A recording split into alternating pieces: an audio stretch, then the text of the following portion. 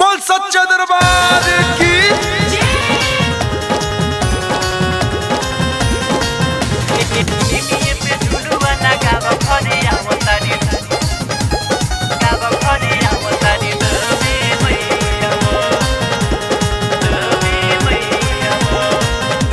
सुनो सजनवा तू मानी लो कहनवा दस गरो कमावा छो।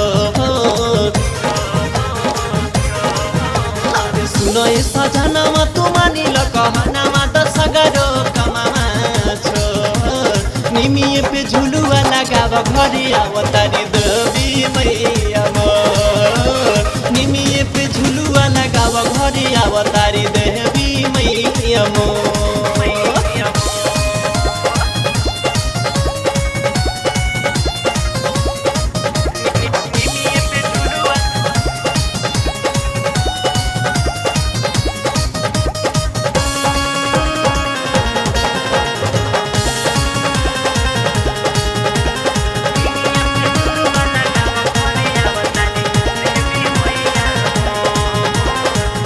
फलवा ले आवो जाके बेले घाट बाजार हो।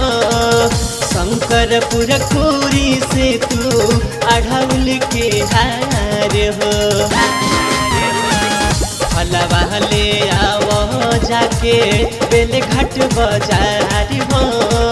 शंकरपुर खूरी से तू अढ़ौल के हार हो। अंगनाली पाई हो पल सधराई हो होते काले भो। निमिये पे झुलुआ लगावा घरे आवतारी देवी मैया मोर। निमिये पे झुलुआ लगावा घरे आवतारी देवी मैया मोर।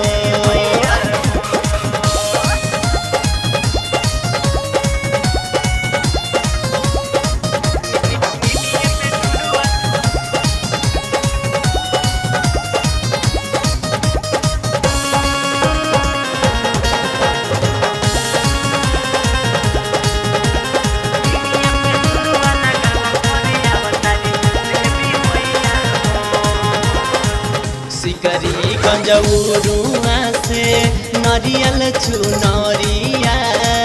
गोरखपुर से जाके लाई कलसा दिहरिया। सिकरी गंजौरुआ से नरियल चुनरिया। गोरखपुर से जाके लाई कलसा दिहरिया।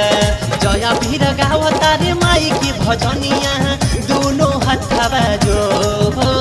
निमिये पे झुलुआ लगावा घरे आवतारी देवी मैया मोर। निमिये पे झुलुआ लगावा घरे आवतारी देवी मैया मोर।